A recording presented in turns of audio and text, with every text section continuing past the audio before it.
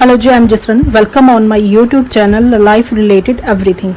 आज हम rent agreement में क्या क्या पॉइंट्स लिखे जाने चाहिए उसके बारे में जानेंगे। रेंट एग्रीमेंट आमतौर पर लोग 11 महीने का बनवाते हैं, जिसे नोटराइज्ड रेंट एग्रीमेंट कहा जाता है। नोटराइज्ड रेंट एग्रीमेंट नोटरी के रजिस्टर में दर्ज किया जाता है। नोटरी कौन होता है? नोटरी वह व्यक्ति जो एडवोकेट होता है, जिसके पास गवर्नमेंट ने पावर दी होती है। लोग 11 महीने का क्यों बनवाते हैं? क्योंकि इसके लिए कोई फीस पे नहीं करनी पड़ती। सिर्फ इसमें लगभग 100 रुपए की कीमत का स्टाम्प पेपर पर किराएदार और मकान मालिक की शर्तें लिखी होती हैं। दूसरा rent agreement registered rent agreement होता है, जिसे सब रजिस्ट्रार ऑफिस में जाकर करवाना पड़ता है। उसके लिए आपको फीस पे करनी पड़ती है। इसकी मान्यता थोड़ी ज्यादा होती है। मान्यता नोटराइज्ड रेंट एग्रीमेंट की भी होती है। आज हम इसमें लिखे पॉइंट्स के बारे में जानेंगे। इसमें सबसे पहले ए पॉइंट पर ओनर का नाम और एड्रेस मेंशन होता है और बी पॉइंट पर जो किराएदार है उसका नाम और एड्रेस मेंशन किया जाता है। उसके बाद आगे 1, 2, 3 नंबर से शर्तें हैं वो लिखी होती हैं। जैसे यहाँ पे first point, the monthly rent money of the said premises has been fixed per month. मतलब सबसे पहले 1 महीने का किराया मेंशन किया गया है पहले पॉइंट में।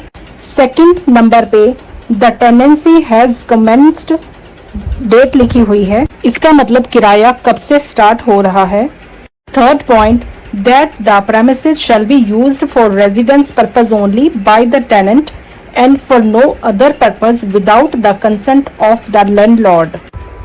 इस पॉइंट में घर लेने का पर्पस बताया गया है कि घर का उपयोग सिर्फ रहने के लिए किया जा सकता है। इसके अलावा कोई भी एक्टिविटी को करने से पहले मकान मालिक की सहमति लेना जरूरी है।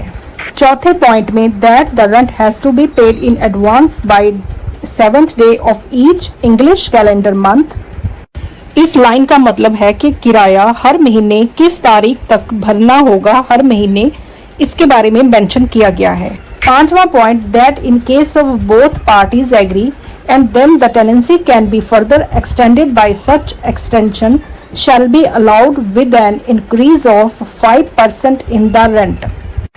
इस लाइन का मतलब है कि अगर किराएदार और मकान मालिक किराए की अवधि को बढ़ाना चाहते हैं तो वो बढ़ा सकते हैं और 5% किराए की दर भी बढ़ाई जा सकती है। 6 point, that the tenant shall not sublet or part with the possession of the premises to anybody else। इसका मतलब है कि किराएदार को कोई राइट नहीं है कि इसका मतलब है कि किराएदार ना ही किसी को पार्टनरशिप में अपने साथ रख सकता है और ना ही किसी को आगे किराए के ऊपर दे सकता है। उसके पास ये राइट नहीं है। 7 point, that the tenant shall pay the electricity charges to the authority concerned during the tenancy period for the portion under tenancy. इसका मतलब है कि किराएदार जो रहने के लिए घर का इस्तेमाल कर रहा है उसे उसका इलेक्ट्रिसिटी बिल जमा करवाना पड़ेगा। 8वां point, that the tenant shall allow the landlord to inspect the premises any moment to see that the same are being kept in good condition. इसका मतलब है कि किराएदार ये अलाउ करेगा कि मकान मालिक किसी भी समय आकर अपनी प्रॉपर्टी को चेक कर सकता है कि किराएदार ने उसकी प्रॉपर्टी को अच्छे से रखा है या नहीं। 9 पॉइंट पे, that if the tenant does not pay the rent in time then the landlord is at liberty to take back the premises and the building without any notice.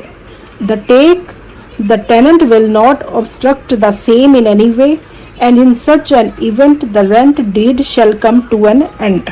इसका मतलब है कि अगर किराएदार निर्धारित समय पर घर का किराया नहीं देता तो मकान मालिक को ये आज़ादी है कि वो अपना घर वापस ले सकता है और जो रेंट एग्रीमेंट बना होता है वो उसको अपने आप वो खत्म माना जाएगा और इस पर किराएदार कोई इतराज नहीं कर सकता। 10th point, that the tenant shall not make any addition और alteration in the said premises without the consent of the landlord. इस लाइन का मतलब है कि किराएदार घर के किसी भी हिस्से का कोई भी कंस्ट्रक्शन या कुछ भी चेंज नहीं करवा सकता बिना मकान मालिक की मर्जी के।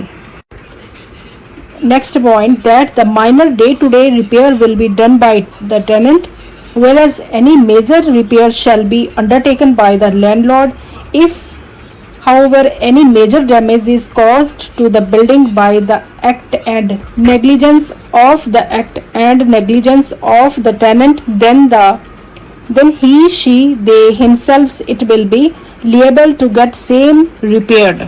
इस लाइन का मतलब है कि छोटा मोटी रिपेयर किराएदार खुद करवाएगा। अगर कोई बड़ा काम होने वाला है घर का तो वो मकान मालिक करवा कर देगा। अगर किराएदार की गलती से घर की किसी भी चीज का नुकसान होता है तो उसे ठीक करवा के देना किराएदार की जिम्मेवारी है।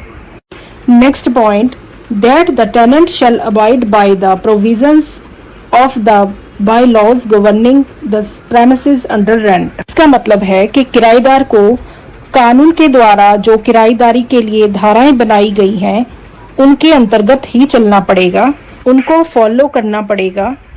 नेक्स्ट पॉइंट है, after the expiry of the period of this agreement the tenant shall hand over vacant possession of the premises to the landlord unless the tenancy is further extended mutually by both parties। इस line का मतलब है कि अगर दोनों parties किराएदार और मकान मालिक रेंट एग्रीमेंट के समझौते को आगे नहीं बढ़ाना चाहते तो पुराना रेंट एग्रीमेंट का समझौता मकान मालिक को सौंप दिया जाएगा उसके एक्सपायर होने के बाद। Next point, that in case the landlord tenant wants to get premises vacated prior 1 month notice to the said tenancy parties। इस लाइन का मतलब है कि अगर मकान मालिक घर खाली करवाना चाहता है या फिर किराएदार घर छोड़ना चाहता है तो दोनों को 1 महीने पहले नोटिस देना होगा, ये अनिवार्य है। That in case tenant violate any of the conditions of the rent agreement he she shall be liable to vacate the premises without any notice। इसका मतलब है कि अगर टेनेंट रेंट एग्रीमेंट में लिखी शर्तों को नहीं मानता तो मकान मालिक को ये राइट है कि वो किसी भी समय बिना नोटिस के घर खाली करवा सकता है। इसके लिए किराएदार खुद जिम्मेदार माना जाएगा। Next point, that this deed is made original has been kept by the court of competent jurisdiction of the circle concern of SAS Nagar Mohali court. इसका मतलब है कि इस डीड को दिशा निर्देशों के अनुसार बनाया गया है और इसका रिकॉर्ड एरिया के कोर्ट द्वारा भी रखा जाएगा। Next point, that this deed is made original has been kept by the landlord and the duplicate copy by tenant for record. इसका मतलब है कि ओरिजिनल कॉपी मकान मालिक के पास रहेगी रेंट एग्रीमेंट की और डुप्लीकेट कॉपी किराएदार के पास रहेगी। Next point, that the fixtures are given by landlord in good condition and same as taken back in witness whereof the same the parties do hereby set their hand on this deed on this month and year first above written at खरड़। इसका मतलब है कि किराएदार को मकान मालिक का घर सेम उसी कंडीशन में वापस करना होगा जैसा कि वो था और इसी प्रकार लैंडलॉर्ड और टेनेंट को डीड बनवानी होगी 11 महीने बाद अगर वो रहना आगे कंटिन्यू करता है किराएदार। Last point, that minimum locking period will be 6 months if the tenant will vacate the above said premises before 6 months then above said security will be forfeited। इसका मतलब है कि लॉकिंग पीरियड 6 महीने का है। 6 महीने से पहले अगर किराएदार मकान खाली करता है तो उसे सिक्योरिटी वापस नहीं की जाएगी। इसके एंड पर 2 गवाहों के साइन होते हैं और स्टैंप लगते हैं और इस प्रकार रेंट एग्रीमेंट तैयार हो जाता है। Thanks for watching.